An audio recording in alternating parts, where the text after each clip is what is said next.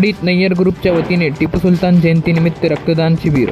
परडी शहरातील सामाजिक कार्यकर्ते अशफाकबाई यांच्या नय्यर ग्रुपच्या वतीने टिपू सुलतान जयंतीनिमित्त परडीत भव्य रक्तदान शिबिर आणि हिजामा शिबिरचे आयोजन करण्यात आले होते। या शिबिरात 98 युवकांनी आपला रक्तदान केला आणि 450च्या वर लोकांनी आपला हिजामा केला आहे।